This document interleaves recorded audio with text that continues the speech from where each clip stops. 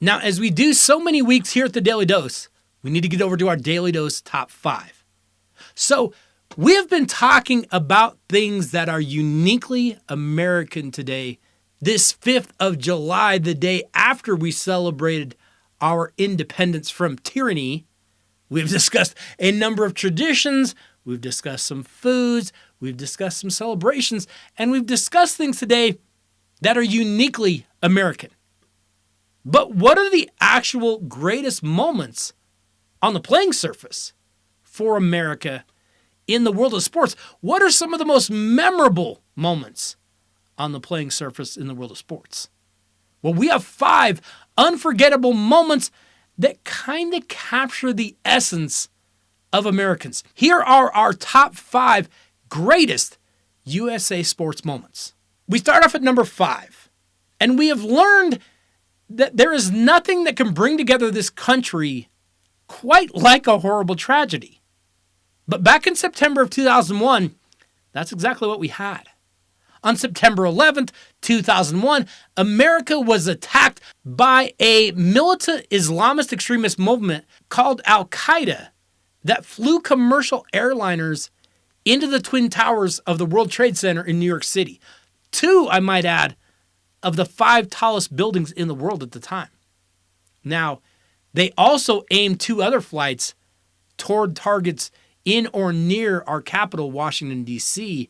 The 3rd team succeeded in crashing near the Pentagon, the headquarters of the U.S. Department of Defense in Arlington County, Virginia, while the 4th plane actually crashed out in rural Pennsylvania following a passenger revolt in which they actually fought back.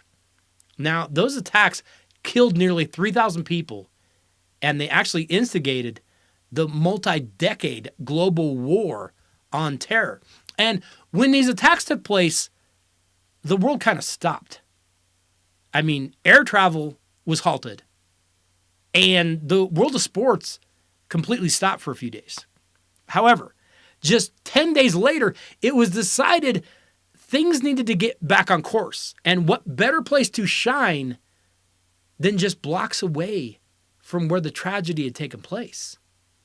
It was on September 21st, 2021, when New York Mets catcher Mike Piazza swatted a dramatic go-ahead 2-run home run that not only helped his team win a game against one of their biggest rivals, the Atlanta Braves, but also gave the Empire State a reason to smile after what had happened.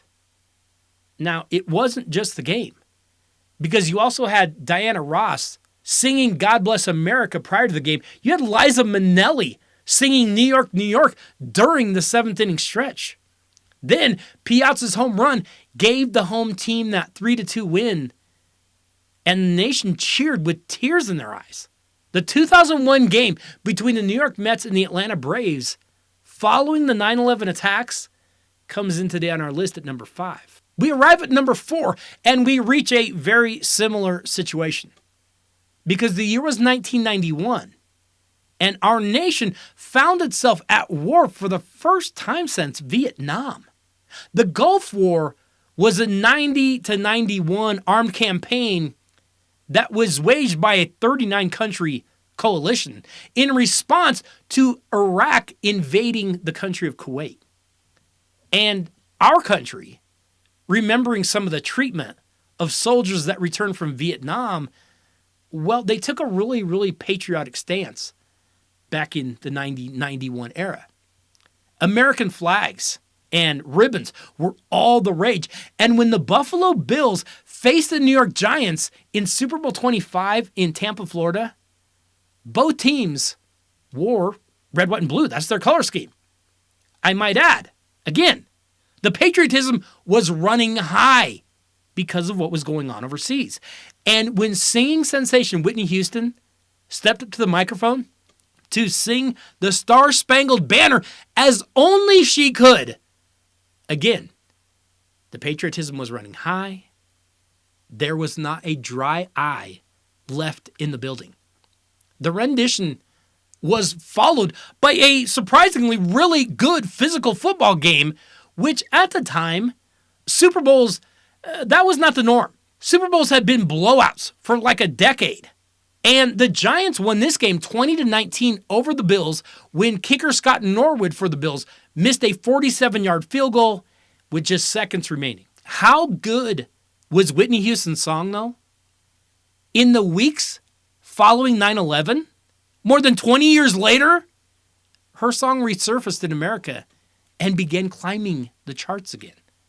Super Bowl 25 and Whitney Houston's incredible singing of the national anthem come in today on our list at number 4.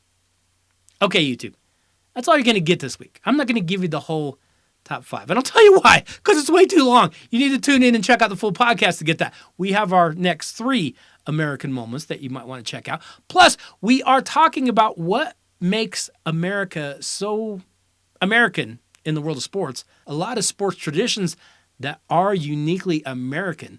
And we do talk a little bit of sports news. You know, the NCAA is trying to crack down on some things. Not sure I buy that. Talk a little bit of NBA free agency. And of course, things over at ESPN are not going particularly well. So make sure you go over and check out the full podcast. I will leave a link here in the comments on YouTube for you. Hope you all are doing well. I will see you next Wednesday. Have a great week.